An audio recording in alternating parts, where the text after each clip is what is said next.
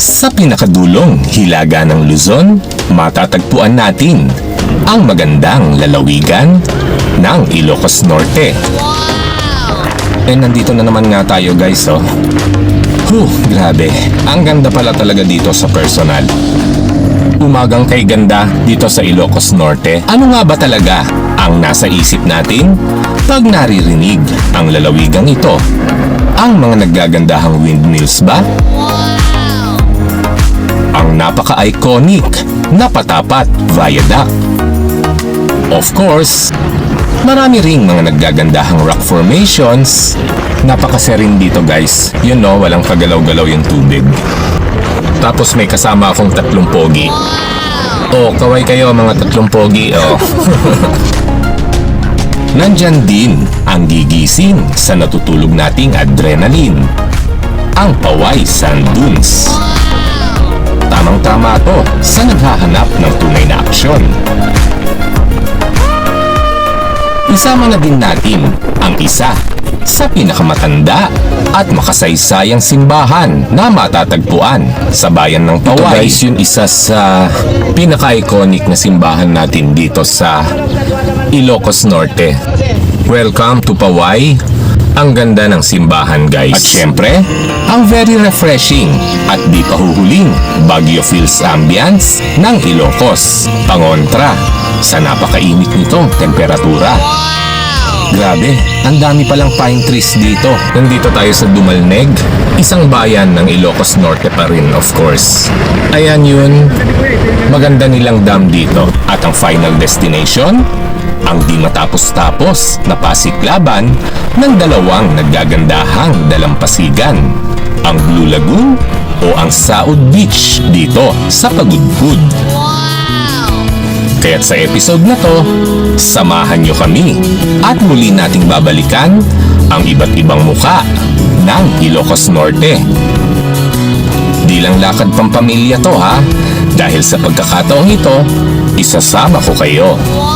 Siyempre, nandito tayo ngayon para sa comparison ng Saud Beach at saka Blue Lagoon Beach. Dahil marami akong nakikitang nagtatanong sa Facebook, ano nga bang mas maganda?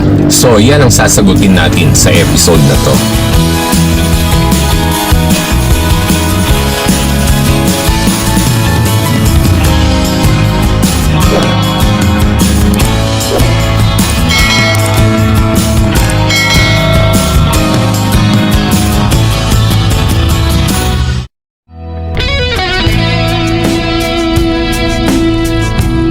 Kailangan natin ng sapat na oras para bumiyahe bago natin ma-enjoy ang lalawigan ng Ilocos Norte.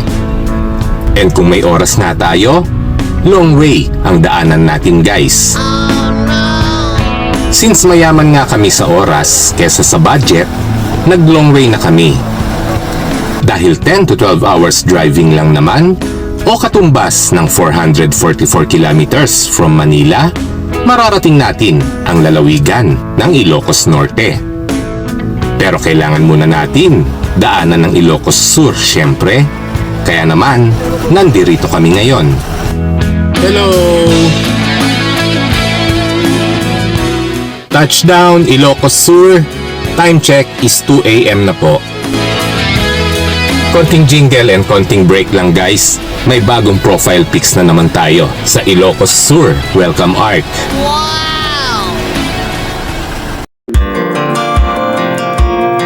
And as early as 4:15 AM, narating na natin ang one of the best heritage site ng ating bansa. Welcome to Calle Crisologo and welcome to Vigan. Wow! And best spot nga din ito, especially sa ganitong oras para makapagpahinga sa mahabang biyahe dahil halos solong-solo natin ngayon yung place dito. Good morning guys, time check is 4:30 AM. Nandito tayo sa Vigan, Ilocos Sur and welcome dito sa Calle Crisologo. Tambay mode muna tayo dito guys. Ayan, nagsunuran tuloy sa amin yung mga turista dito. Biruin mo, ang aga-aga, ang dami ng mga sasakyan dito. Mga van mostly. Mga van yan. Yan yung mga joiners tours guys. Kaso naka-van din tayo guys, pero hindi tayo joiner. Nagsiksikan lang talaga kami sa isang van para makatipid sa gasolina, and we're going to Pagudpud. Super mahal po ng gasolina ngayon dahil sa gera sa Middle East. Anyway, para na nga din tayong nag-heritage tour nito nang wala sa plano. Wala nga ganong tao, pero parang kulang naman yung kulay at buhay kung ganito kalungkot yung senaryo.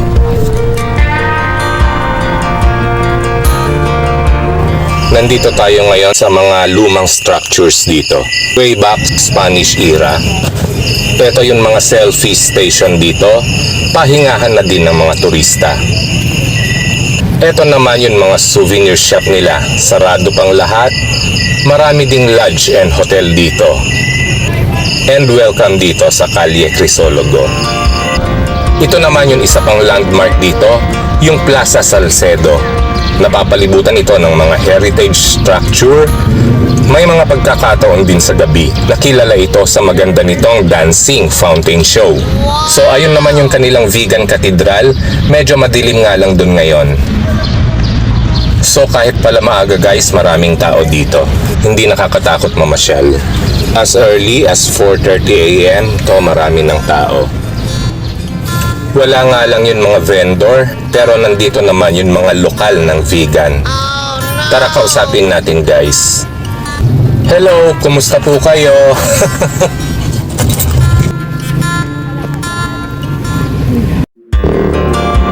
At sa wakas, nandito na tayo sa Ilocos Norte.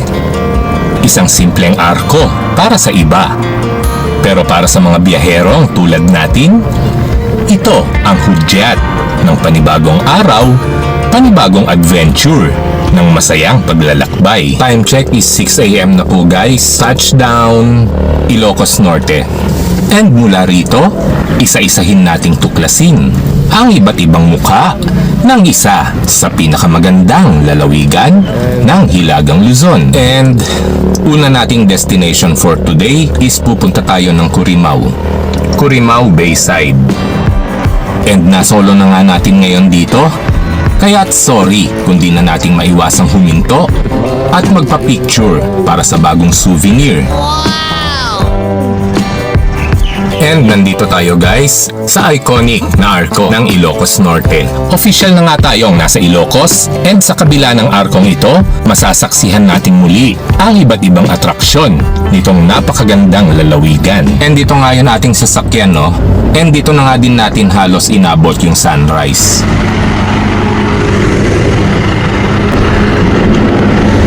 Good morning!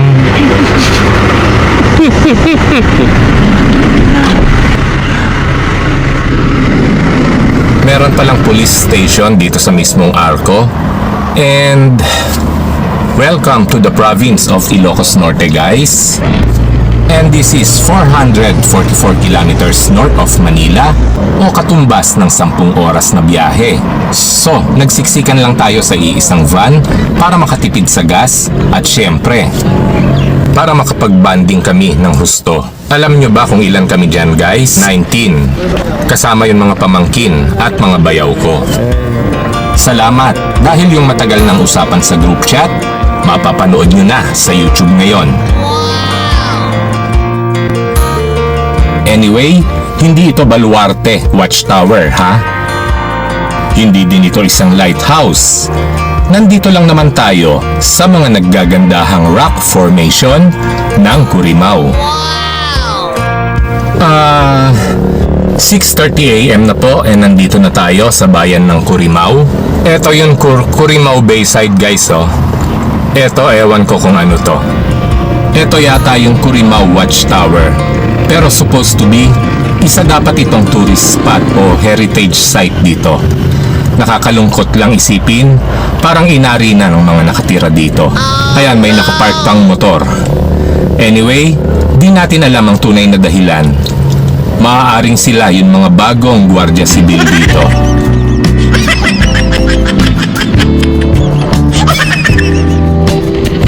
Anyway, napakatahimik ng umaga dito, and ayan yung magandang sunrise.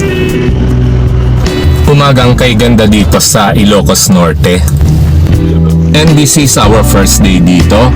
And ito din yung ating first destination sa kanilang lalawigan. And welcome dito sa Curimaw Bayside, guys. Dito natin makikita ang payapang muka ng Ilocos Norte.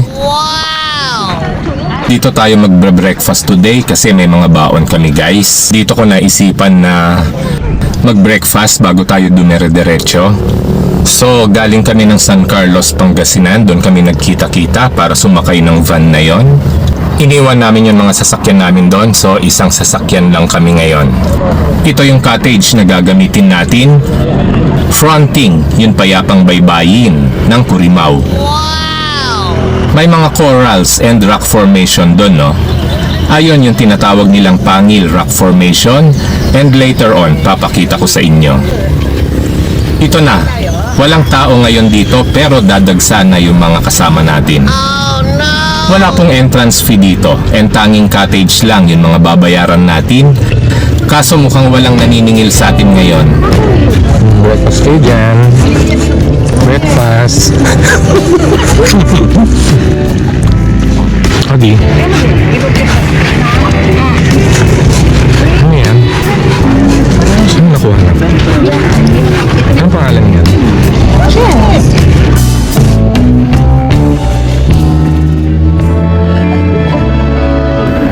Ang Curimaw ay hindi lamang isang tahimik na bayan sa tabing dagat. Isa din itong mahalagang daungan ng Ilocos Norte, kung saan dumaraan ang kalakalan at kabuhayan ng mga Ilocano. Hanggang ngayon, makikita pa rin ang bakas ng kasaysayan nito sa mga lumang watchtower, habang ang dagat naman ay patuloy na nagbibigay buhay sa mga mangingisdang bumubuo sa kanilang komunidad. And eto na nga, guys, yung mga corals and rock formation ng Pangil dito sa Curimaw, Ilocos Norte. Yan, no? Yan yung Pangil Rock Formation. Tingnan nyo yung dagat, oh. Walang kagalaw-galaw. Tapos, may kasama akong tatlong pogi, oh. Oh, kaway kayo, mga tatlong pogi. Isa ito sa dinarayo dito sa Curimaw. Curimaw Bayside. And kung makikita nyo yung naggagandahang street light nila, yung mga Hugis Lighthouse. And best time to visit this place during sunrise or golden hours para sa inyong photo ops dito sa mga magagandang rock formation ng Curimaw. And after natin sa napakapayapang baybayin ng Curimaw, isang importanteng destinasyon o mukha naman ng Ilocos Norte ang ating dadalawin. Hindi lang ito isang magandang simbahan, isa din itong mukha ng kasaysayan, pananampalataya, at syempre, mababakas natin dito ang tiyaga, husay, at galing sa arkitektura ng mga Ilocano. Dumarami na yung turista ngayon dito sa Paway, guys. Ayan o, napuno na. 7.2 kilometers o katumbas ng 11 minutes drive mula Curimaw Bayside, mararating natin ang simbahan ng Paway. Mahigit 300 taon ng kasaysayan, sinimulan ang pagtatayo ng St. Augustine Church noong 1694 at natapos naman ito noong 1710. Napabilang ito bilang isang bahagi ng UNESCO World Heritage Site noong taon ng 1993. Ibig sabihin, kinilala ito bilang isa sa pinakamahalaga at pinakamakasaysayang simbahan sa buong mundo. At isa ito sa pinakamagandang halimbawa ng earthquake baroque architecture na may pagmamalaki ng ating bansa. Touchdown, Paway Church. Time check is 7:30 AM. 7:30 AM na, guys. Dalawin muna natin to. Napaka-iconic, makasaysayan, at napakagandang simbahan ng Ilocos Norte. Ito yung Paway Church. Ang Paway Church ay hindi lamang pamana sa panahon ng Espanyol. Isa rin itong monumento sa talento, tiyaga at husay ng mga manggagawang Pilipino na nagtayo nito. Isang obra na hanggang ngayon ay kinikilala di lamang dito sa atin kundi sa buong mundo na rin. Ito pala yung sinasabi nilang earthquake baroque architecture ng Ilocos Norte. Ito guys, yun, isa sa pinaka-iconic na simbahan natin dito sa Ilocos Norte. Welcome to Paway. Ang ganda ng simbahan guys. First time ko po makapasok dito sa Paway Church. Though madalas tayo dito sa Ilocos, pero ngayon lang tayo nagkaroon ng pagkakataon mabisita kung Paway Church. So, kung mag-i-Ilocos Norte din lang kayo,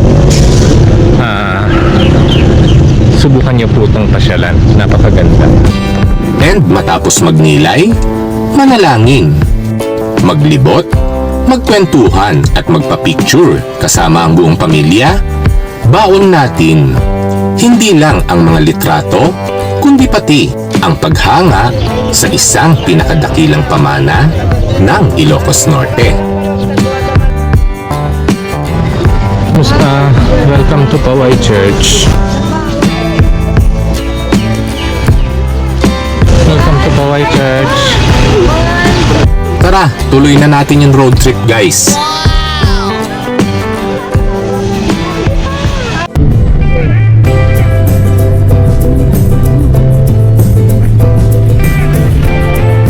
And gusto ko lang ipakita sa inyo kung paano nagkasya yung 4 na pamilya sa iisang van. And this time, kailangan ulit natin ng mahabang pasensya dahil mahaba-haba na po ang ating tatakbuhin.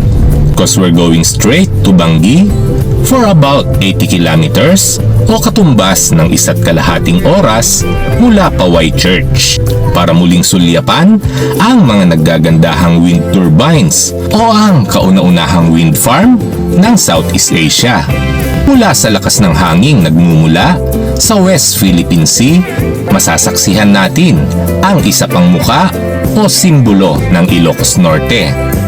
Ang Bangi Windmills, isang lugar kung saan nagsama-sama ang makabagong teknolohiya at ang walang kapantay na ganda ng kanilang dalampasigan. Welcome dito sa naggagandahang windmills ng Bangi, Ilocos Norte.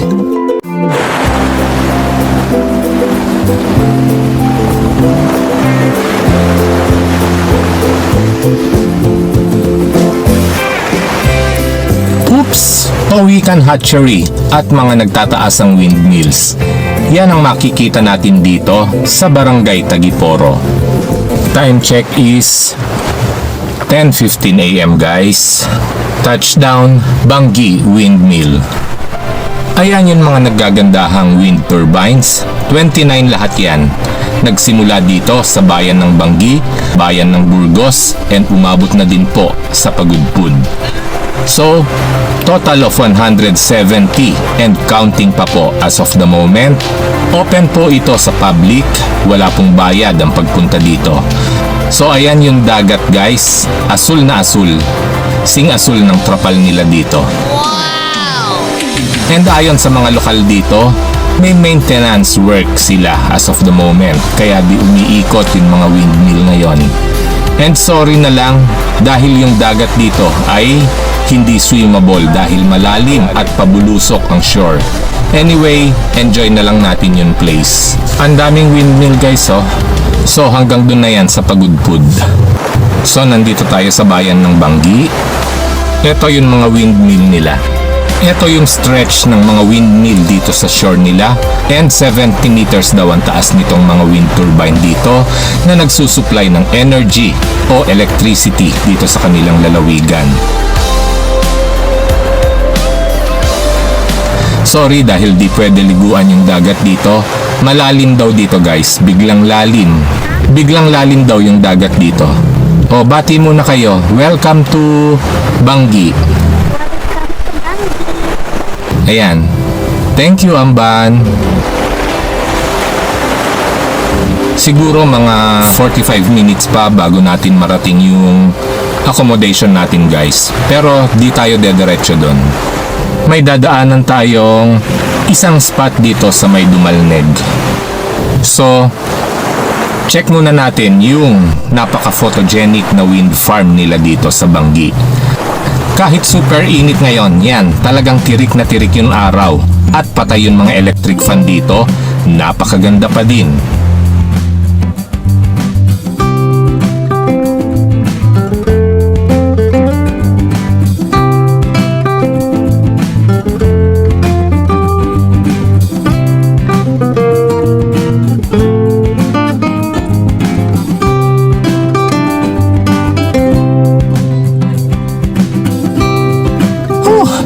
Init dito, talagang tirik ang araw. Pero nandito tayo. Hello guys! Hello! So, last time kong napuntahan to is Christmas pa ng 2022. And nandito tayo ulit ngayon. Dito ulit tayo sa bayan ng Bangi. So, susunod na yon, bayan ng Pagudpud. And dito naman sa kanilang parking area, madami din tayong mabibilhan ng souvenir item guys. Yan, may iba't ibang size ng wind turbines, may 3 for 100 yung maliliit, may 70 pesos, 150 pesos, yan, may malalaki din. Meron din sila ditong mga keychain, yan, may mga ref magnet, may mga t-shirt din with Pagudpud print, Bangi print, ayan, may mga cup, at mga hat din dito at kung ano-ano pa. Meron din mga light snack dito guys, mga chichirya gaya ng Moby, Nova at Nagaraya. Yan, madami pong tindahan dito sa kanilang parking area and libre lang po dito, walang siningil sa amin. So medyo mainit lang. Medyo mainit lang dito guys. Katanghali ang tapat tayo hinatid ng ating kapalaran.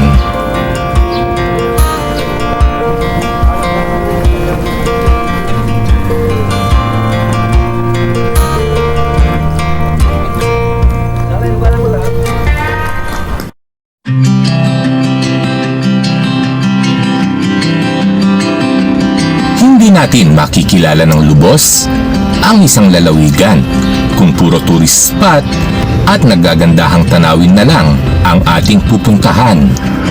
Dahil hindi lang naman ito ang bumubuo sa lalawigan ng Ilocos Norte.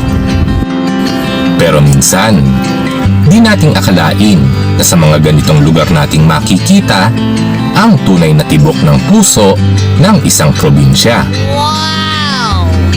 Bahagi rin ito ng bawat family road trip, kaya't kung may iba't ibang mukha ang Ilocos, ito naman ang sumasalamin sa pang-araw-araw na buhay at kabuhayan ng mga lokal dito o ng mga Ilocano.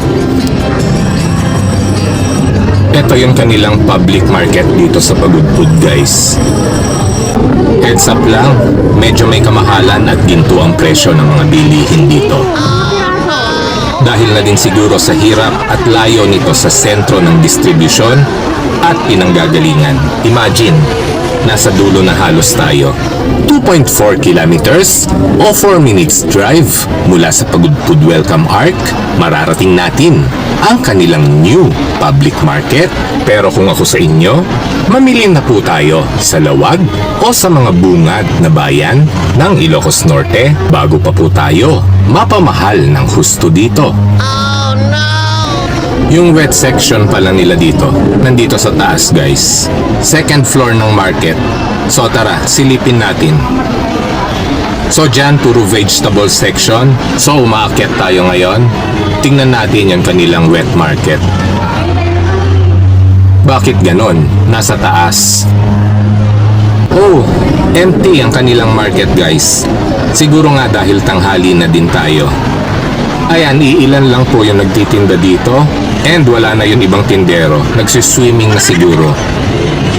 So sad to say guys, very limited yung choices natin dito. Hello. Baboy. Yan po. Magkano gante? 340 po. Sa picture. Sige, nantay ko lang kasama ko. Ikot lang ako.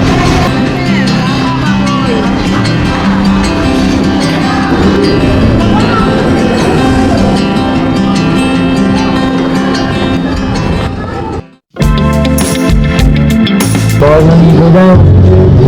Bawal maligo. Mga bata. Mga bata bawal.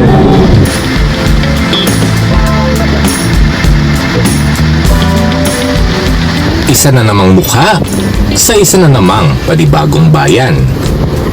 Patunay na ang Ilocos Norte ay hindi lamang lalawigan ng kasaysayan at mga naggagandahang dalampasigan, kundi pati na rin ang mga kaakit-akit na kabundukan, malamig na klima, matataas na pine trees, at mga tanawing hindi natin inaasahan.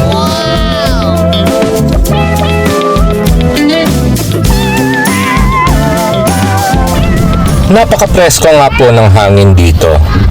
And ito nga, yun Malabagyo ambience na matatagpuan natin dito sa lalawigan ng Ilocos Norte. Dahil sa sarap ng hangin at nagtataasan nitong mga pine trees. Ayan, napakadami guys oh. Napakaluntian ng mini forest nila dito, and actually, second time na po natin dito. Pag December, siguradong mangingisay tayo dito. Oh. Time check is 1:30 PM na po guys. And touchdown, RRU Picnic Groves. Nandito tayo sa Dumalneg, isang bayan ng Ilocos Norte pa rin of course. Ayan yun, maganda nilang dam dito. Medyo tuyot lang ngayon dito dahil na rin sa init ng summer. Of course, and syempre dahil El Nino po ngayon. Pero tignan nyo naman yung kabundukan dito guys. So, ang ganda pa din. Ang ganda po ng mga kabundukan dito sa Dumalneg. Kaya lang parang nabitin yung kalsada dito. Ano kayang plano nila dito? Anyway, maliligo na po tayo guys. Super init. Super init ngayon guys. Tirik na tirik yung araw dito.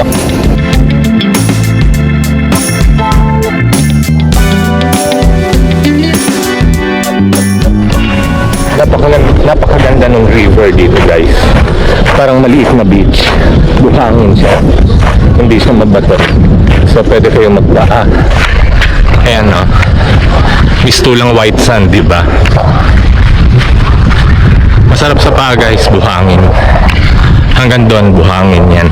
So walang bato. Magandang pagkakayari. Medyo pino.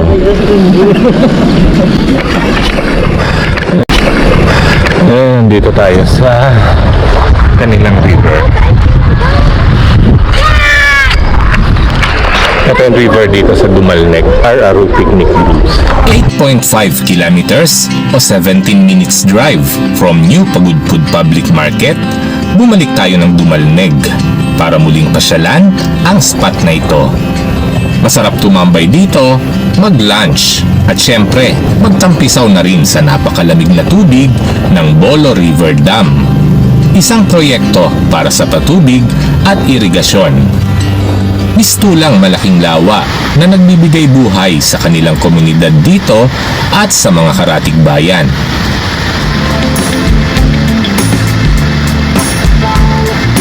Isa ito sa mga tagong mukha ng Ilocos Norte na nag-aantay upang ating tuklasin. Ma-enjoy natin dito ang fresh air at magpahinga na rin sa RRU Picnic Groove while waiting for our check-in sa Blue Lagoon.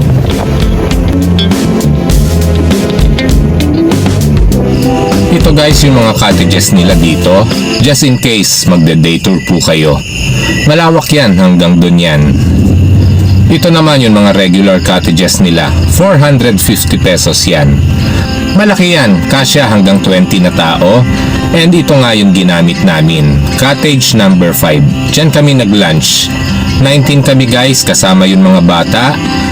Very reasonable para sa 450 pesos. So bale, meron silang 20 pesos per head na entrance dito. Sa taas ng presyo ng gas tsaka diesel ngayon, nagkasya kami dito sa ating van. Anyway, enjoy naman kasi talagang bonding. kesa sa magkanya-kanya pa kaming sasakyan. So andito tayo sa Araru, Dumalneg, dito sa Ilocos Norte, and few kilometers away na lang, Pagudpud na. Napakaganda nga ng mga pine trees dito, and ito nga yung tinaguriang Baguio ng Ilocos Norte. And matapos ang super haba nating biyahe, narating na natin ang ating destinasyon. Welcome to Pagudpud, ang paraisong nag-aantay sa atin dito sa lalawigan ng Ilocos Norte. Ang pangunahing dahilan kung bakit nandirito tayo ngayon. And since mas malayo nga yung Blue Lagoon, unahin na natin siya guys. Nandito na tayo sa Barangay Balawi sa kanilang tourism desk para magbayad ng ating environmental fee. 18. May mga bata. So, 20 pesos po ang adult, while 10 pesos naman ang kids and senior. And don't worry, dahil one-time payment lang ito na magagamit natin hanggat nasa Blue Lagoon tayo. 10 years old below, 10 pesos. Tapos, adult, 20 pesos. Ano yung for the whole stay na yun, ma'am? Ano ba, lumabas kami bukas, punta kami ng babalik. Ha? Marami ng tao ngayon, sir. Sa Romeo. Ako, Manila kami, sir. Manila. Pero yung karamihan dito galing Pangasinan. Mga kapatid ng sa Saud, iba rin ang bayad. Iba rin yan. Thank you, sir. And yan binayaran nating 20 pesos, dito lang po yan sa Blue Lagoon. And another payment na naman if we're going to Barangay Saud. Anyway, maaga pa naman, tara, pasyal pa tayo and tignan natin kung ano ang nasa dulo nito. Saan ano? Alin? Itong environmental. Yung pupuntahan natin bukas iba din yun. And ito na nga guys, yung napaka-iconic at napaka-scenic road na matatagpuan natin sa dulo ng Hilagang Luzon. Kabilang sa pinakamahahabang tulay ng ating bansa, connecting the province of Ilocos Norte and Cagayan. Welcome to Patapat Viaduct. Isa ito sa pinakakilalang tanawin at sumisimbolo sa lalawigan ng Ilocos Norte. Napakaganda ng timing natin dahil na-solo natin ang tulay para sa picture taking natin guys. Nandito tayo ngayon guys sa Patapat Viaduct. Ito yung isa sa pinakamahabang tulay ng ating bansa. 1.3 kilometers pero noon yon. Dahil marami nang naglabasan ngayon na mahahabang tulay, so part pa rin to ng ating Pagudpud. Pagudpud Escapade 2026. Siyempre, nandito tayo ngayon para sa comparison ng Saud Beach at saka Blue Lagoon Beach. Dahil marami akong nakikitang nagtatanong sa Facebook, ano nga bang mas maganda? So yan ang sasagutin natin sa episode na to. The meantime, tignan muna natin yung ganda ng Patapat Viaduct. Ang ganda din talaga dito, napaka-scenic. Kaya naman madaming turistang nagpapapicture at sumasadya dito para gumawa ng bagong moment and memories. Wow! Yan no, ang lakas ng alon, ang lalaki ng bato, crystal clear yung water. Kitang-kita natin. So, napakahaba niyan guys oh. Isa sa proyekto ng dating administrasyong Marcos noong dekada 70 at nagbukas naman sa publiko noong dekada 80 para sa mas ligtas at maginhawang biyahe dito sa norte na ngayoy signature shot na ng Pagudpud. Wow! Isang kalsadang nakadikit sa bangin at nakatanaw naman sa walang hanggan at malawak na dagat. Ito ang Patapat Viaduct.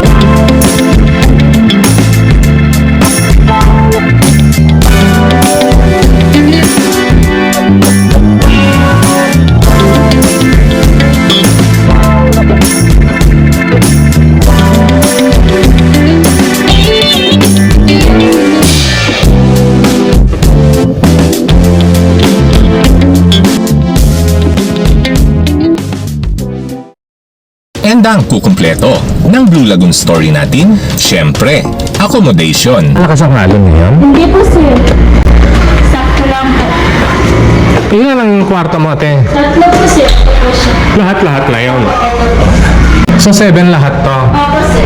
And para naman sa murang-murang matutuluyan dito sa Blue Lagoon, welcome dito sa Romeo's Homestay, ang ating crib and accommodation ngayon dito. Meron siyang 3 bedroom with own bathroom. Each room ay air-conditioned na with extra floor mattress pa. At 7,000 pesos po ang Holy Week and peak season rate nito. And magmumura din ito during lean and regular season. 3 bedroom po ito and bahala na kami magsiksikan later. And para naman sa kaalaman nyo, ganito ka-raw at kasimple yung karamihan sa mga homestay dito. Nothing fancy, as long na may matutuluyan tayo, goods na yon. So, lahat may banyo pala, no? May sariling bathroom po lahat. Saan ang ilaw nito?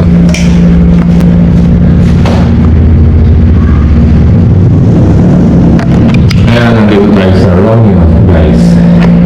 Ito yung kwarto. Good for 1, 2, 3, 4, 5. Good for 5, te. Opo, sir. Ito, 4 po. 4. 4, 5, ay, 9, sorry. 10, 11, 12, 13, 14. Tapos dito po, sir. Pwede po kayo mag-view po dito. Saan kami magluluto, te? Sa baba po, sir. Meron? Yan. Yan, dyan pwede na dyan maligo. Opo, sir. Hindi ba malakas ang alon ngayon? So meron tayong sariling balkonahe dito. And wow, tignan nyo naman yung napakagandang view. Napaka-solid dito. Kitang-kita natin yung magandang cove ng Blue Lagoon, guys. Yan, nasa harap lang po natin. Kasya ba kami? Kasya yan? Medyo masikip nga lang yung eskinita papasok ng kanilang parking. Pero dito sa likod talaga namang very spacious. And take note ha, solong-solo po natin to, 5 to 6 cars or more, goods yan dito. Yung magandang unit ng Romeo's Homestay o si ate, invite kayo ni ate. Yung father niya may-ari. Father mo may-ari, te? Invite mo sila. Yeah, si ate. Pwede na kami magluto doon. Pwede po dito, sir. Ito ang dining natin. Wala tayong to-share na ibang transient Wala yan. na po. Ay, meron po available na room po sa likod pero Sa inyo rin? Opo, sir. Pero wala akong reservation po dun. Time check is 4:30 PM na po and magsuswimming na tayo. Napakakalmado ng tubig ngayon. And kararating lang natin dito. Nandito na tayo sa Blue Lagoon. Ito yung community dito. Napaka-raw, napaka-simple. And yan is part ng Hanas Beach Resort na matagal nang abandoned at nadali ng mga previous na bagyo. Ito yung Blue Lagoon na matatagpuan dito sa Ilocos Norte. Pagudpud, Ilocos Norte. So marami ang nagtatanong, ano nga bang mas maganda? Blue Lagoon or Saud Beach? So yan ang sasagutin natin kaya nandito tayo. Unahin muna natin itong Blue Lagoon. So ayan guys, napakabanayad at kalmado ng alon ngayon dito. Di gaya ng mga naunang punta ko dito. Konti lang ang tao at napakatahimik din ngayon dito. And ayan yung isa sa magagandang attraction dito. Yung kanilang mga naggagandahang wind turbines. 1, 2, 3, 4, 5, 6. Yan, meron tayong 6 na wind turbines na very visible dito sa kinalalagyan natin.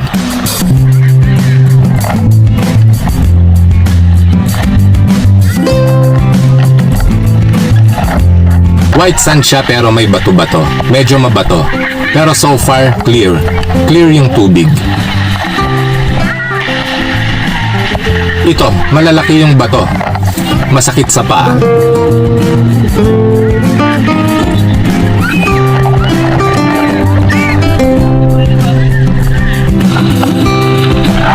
Woo! Welcome to Blue Lagoon!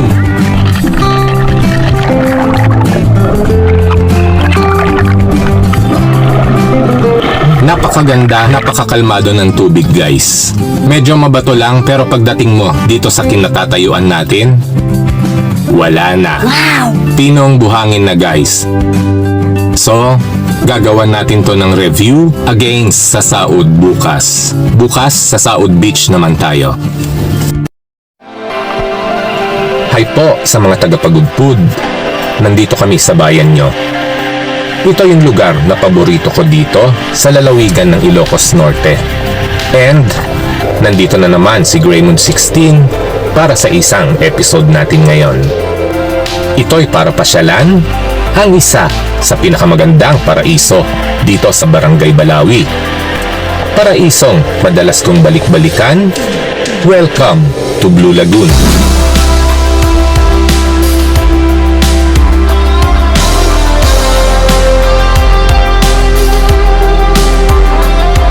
Good morning guys! Ito yung magandang scenery dito sa umaga.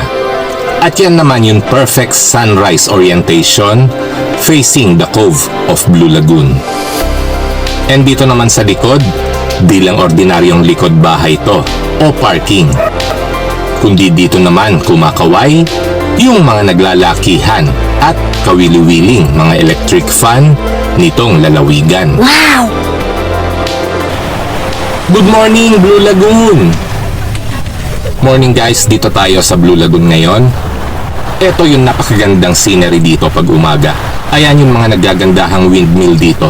Ang bilis ng ikot ngayon. And dito naman yung mga jet ski dito and banana boat. Nakaprepare na para sa whole day of fun, excitement, and adventure. Kung mahilig kayo sa water activities, available yan dito guys. Wow! Nandito tayo ngayon sa Blue Lagoon. Yan, may naliligo na guys. Super lamig ngayon. Ang lakas ng hangin dito. And yung buhangin naman, no? Wow! Napakapino. White powder sand yung buhangin guys. And para lubusan nating ma-appreciate yung munting barangay ng Balawi, ayan, kitang-kita natin napakatahimik po dito. Samahan nyo ako, libutin natin kahit konti lang guys. Kung saan matatagpuan natin ang napakagandang Blue Lagoon. So nilalakad natin ngayon yung direction papasok doon guys para makita natin kung anong makikita doon. And dito nga along the road sa kanilang shoreline, sumasalubong naman itong mga naggagandahang alignment ng coconut trees. So far, malinis talaga yung lugar, maliban lang sa mga nakikita nating sira-sira dito, dulot pa rin ng mga previous typhoon. And kung nakikita nyo, yung mga malalaking building na yon, yan yung dating sikat na resort dito guys. Yung Hanas Beach Resort na medyo matagal-tagal na ding abandoned and isang kwento na lang po ngayon. Kaya ngayon nagkaroon naman ng tsansa na mayagpag yung mga maliliit na transient houses and homestay dito. And talagang napakaganda ng sunrise ngayon. Sunrise setting pala dito sa Blue Lagoon guys. Kaya naman perfect mag-jogging at maglakad-lakad dito tuwing umaga. Marami din tayong mapapasyalan mga nearby rock formation dito. And of course, para damhin yung napaka-peaceful na scenery ng kanilang napaka-raw na community dito. So mula nung nawala yung Hana, sila ang namayagpag dito, yung mga small players natin. So dito may hammock, napaka-relaxing. Welcome to Blue Lagoon Beach, Pagudpud, Ilocos Norte. And dito, iba naman yung eksena dito. May maliit na stretch na ng itim na bato-bato. Unlike doon sa tapat natin, talagang malinis.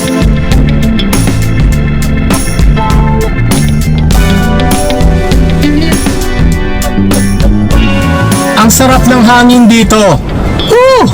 Lalong lumalakas yung ikot ng mga wind turbines.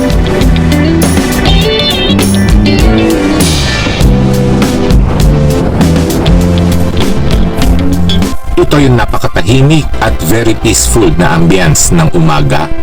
Dito guys sa kanilang barangay, dito sa Blue Lagoon, Barangay Balawi, Pagudpud, Ilocos Norte.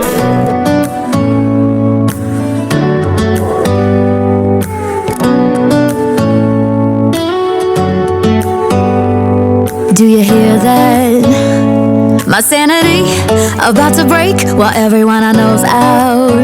Ang ganda guys, very peaceful yung ambience. So, sunrise setting pala tayo dito. Akala ko sunset. Solid. I'm tired of feeling all FOMO, babe. I don't even care if we stay home. Put our to-do list all night. And dito, hangaan na natin ng husto. Yung napakaganda nilang dalampasigan.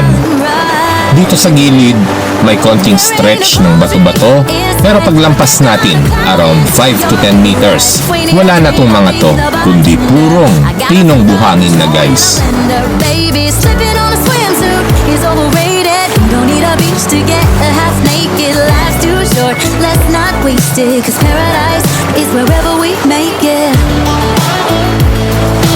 Paradise is wherever we make it. Ito, paalis na din tayo and huling sulyap na natin to mula dito sa kanilang balkonahe. Ayan turquoise yung color ng tubig ngayon and napakalakas din po ng hangin dito. For sure, mamimiss natin to guys and di ko lang alam kung kailan ulit tayo mapapadpad dito.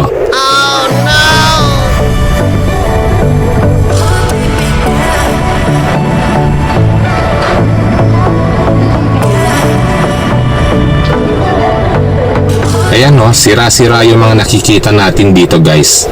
Mula sa kisame hanggang sa bubong ng kapitbahay. Yan yung hinagupit ng mga matitinding bagyo last year. Check out na rin tayo guys. Lipat tayo sa kabila. So far, enjoy naman yung stay natin dito sa Romeo's Transient House. Romeo's Homestay. Barangay Balawi, Blue Lagoon, Pagudpud, Ilocos Norte. Hello! Hi!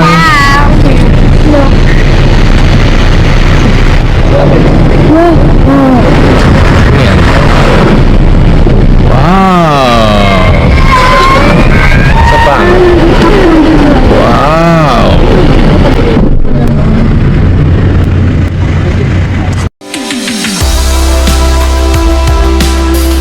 Nandito na tayo sa isa pang paraisong ipinagmamalaki din sa bayan ng Pagudpud. 19 kilometers or 30 minutes drive mula Blue Lagoon, mararating naman natin ang barangay ng Saud, kung saan matatagpuan natin ang isa pang magandang beach destination na dinarayo sa lalawigan ng Ilocos Norte. Para sa isang chill at relaxing na bakasyon, ito ang Saud Beach.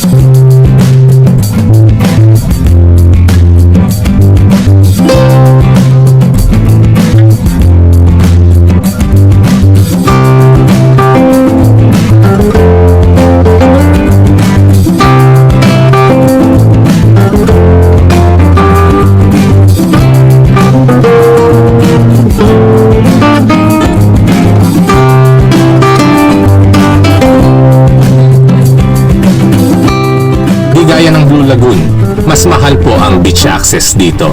Ano yun na one-time payment yung 50 pesos lang? Wala ba ibang beach dito?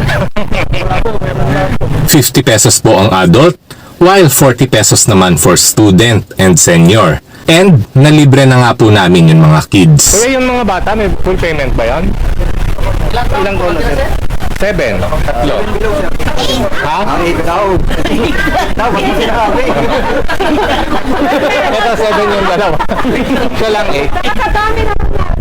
And take note, yung babayaran natin dito is good for whole day lang. One-time use. Bukas, panibagong bayad na naman guys.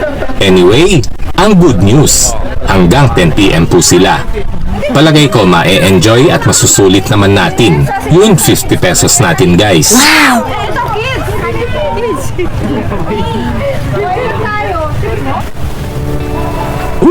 Grabe! Paraiso!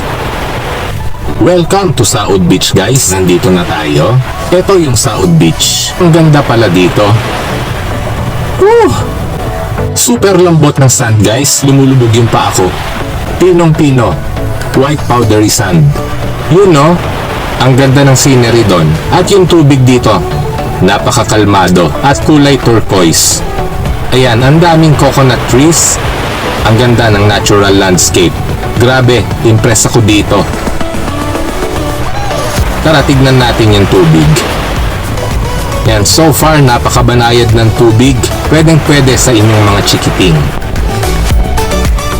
Clear guys, malinaw yung tubig.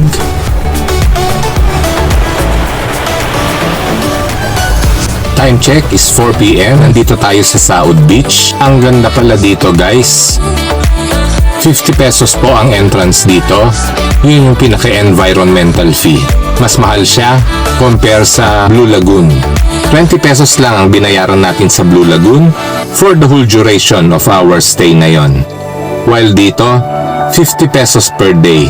Every time gagamit tayo o mag-a-avail ng kanilang beach access.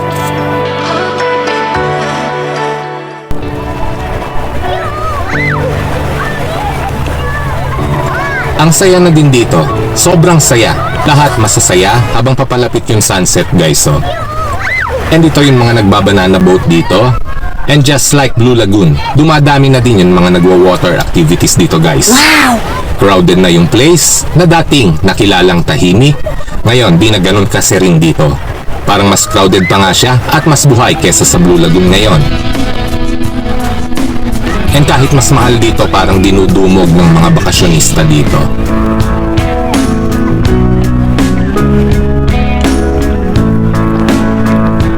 Ang daming tao dito.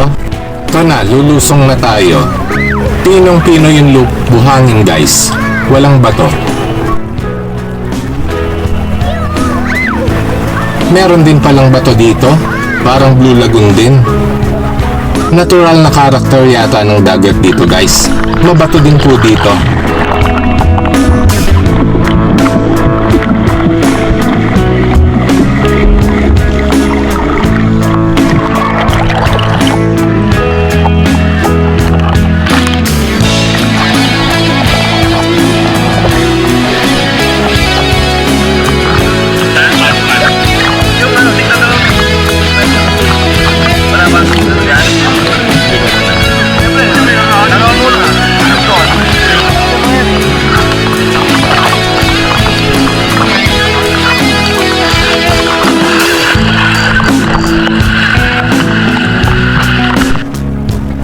Mas maraming bato-bato pala dito guys.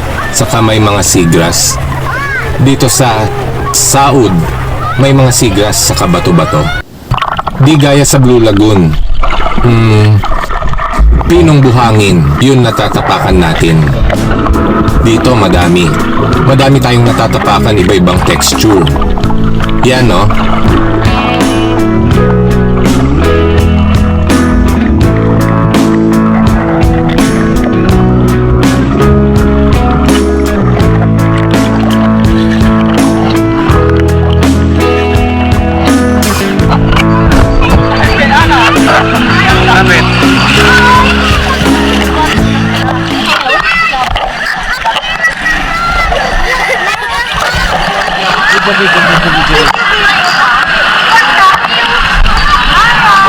Midnight Puso and my mountain. Nandito kami sa Saud Beach ng Pagpupud, Ilocos Norte. Pero enjoy na enjoy yung mga anak at pamangkin ko dito guys. Medyo nag-iiba-iba nga lang yung level dito. Kaya't kailangan natin silang bantayan at all times. And heto't palubog na din yun ating haring araw guys. Sunset na guys. Sunset na guys. Kung sa Blue Lagoon may maganda tayong sunrise, dito sa Saud, napakaganda ng sunset guys. Wow!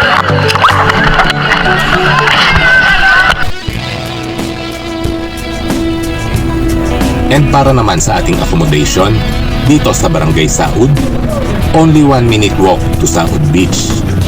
And ito ang highly recommended ko. Almost pa-check out na rin tayo guys. And dito nga tayo nag-stay sa Kindoy Homestay kay Ate Lisel. Kuya, anong street? Anong street to? Barangay kasi ito. Barangay. Hindi nga simple lang. Pa-check out na rin kami. So ito may tindahan si Ma'am Lizelle dito. Ito yung kanyang homestay. Transient house. May katabi din siya dito. Marian and Alex Homestay. Picture na ako sa inyo. Sige. I-upload na siya eh. Kung nakikita kayo, mas marami sa Bali, ano to? Bali, tatlong rooms. Ay, tatlong unit po. Tatlong unit. Bawat din po. Malikot po ay, ano din po, may po, may kusina. Ito yung 8,000 niya, te. Pagka peak season yun, yung price niya. So magkano itong tinuluyan namin? Ito, pag, ang regular po na, pag mga 15 bucks po, mga 5,000. 5,000. So malaki rin yung difference niya pagka peak season. So anong sinuserve mo rito sa tindahan? Ano? May mga short orders ka ba? Yan, kumpleto ka ng mga basic essentials. Pagka may mga nakalimutan yung mga guests. Kasi pag minsan mo gabi na dalating, walang malayo pa lang ang mga tinatindahan. Malayo. Ito, quick glimpse lang po tayo sa kanilang unit. So far, malinis naman at napaka hands-on ng may-ari. 2-bedroom lang po ito, and ito yung first room. 6 to 7 na kaagad ito kung pipilitin natin. And tignan naman natin yung second bedroom, guys. Good for 4 to 5 din po ito since may mga kids kami. Marami din CR sa labas kaya no problem tayo. And may mga extra mattress dito na pwedeng ilatag para sa mga kids natin dito sa sala nila, guys. So far, okay dito. Welcome na welcome tayo and nag-enjoy kami ng husto dito, guys. Thank you kay Ate Lizelle.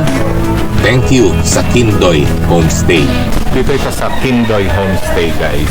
So, enjoy na enjoy po yung pagudpud natin sa Barangay Balawi at dito sa Saud Beach. Barangay Saud. So, talagang ang ganda dito sa pagudpud.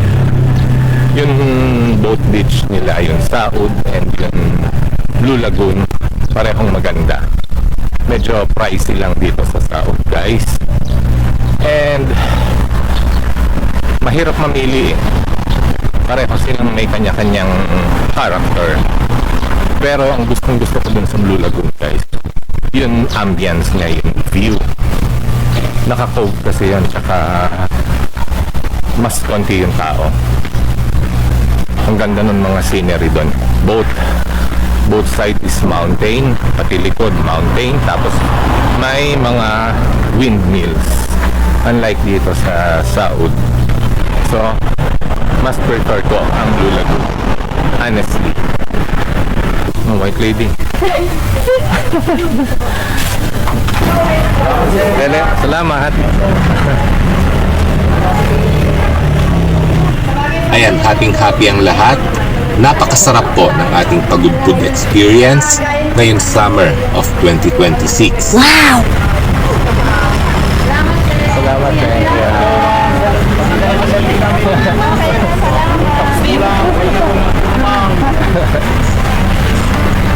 Ito, guys, enjoy na enjoy ang lahat sa ating pagudpud escapade. Ang paraisong dinayo pa natin dito sa lalawigan ng Ilocos Norte. Salamat kay Ate Lizelle at sa Romeo's Homestay. Pabalik na po tayo ng Manila pero meron pa tayong dadaanan.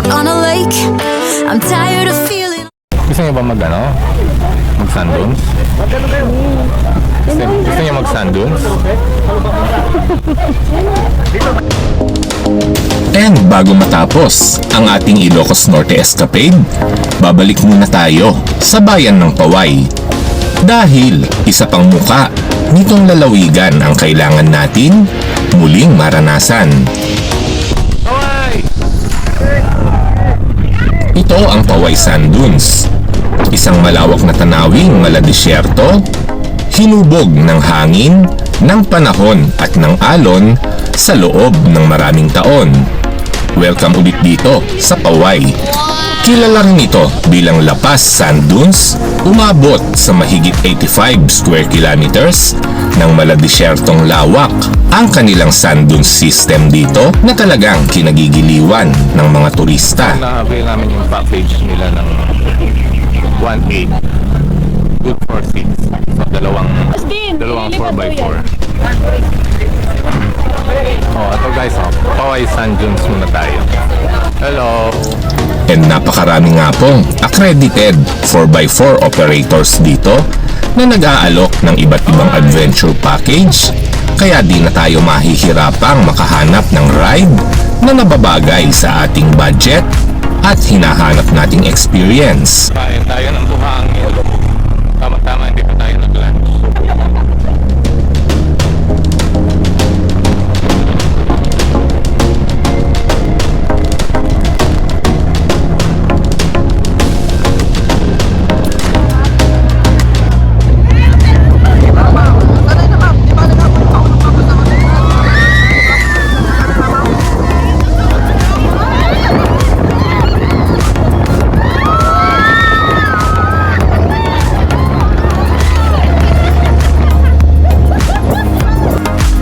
Isa itong patunay na sa iisang lalawigan, maaari nating maranasan ang kasaysayan, kabundukan, mga naggagandahang baybayin, at ngayon, isang kakaibang adventure sa gitna ng buhangin.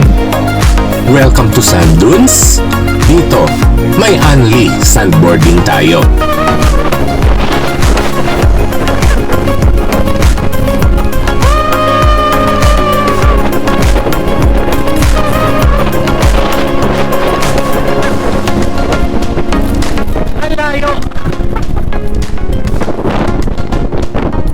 Grabe, solid.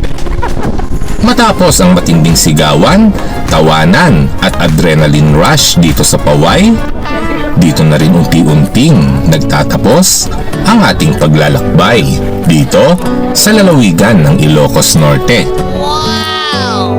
Mas nakilala na natin ngayon ang iba't ibang mukha nito mula sa makasaysayang simbahan ng Poway, sa lakas ng hangin ng Banggi, sa malamig na kabundukan ng Dumalneg, mga naggagandahang dalampasigan ng Pagudpud, hanggang sa kakaibang adventure ng Poway Sand Dunes.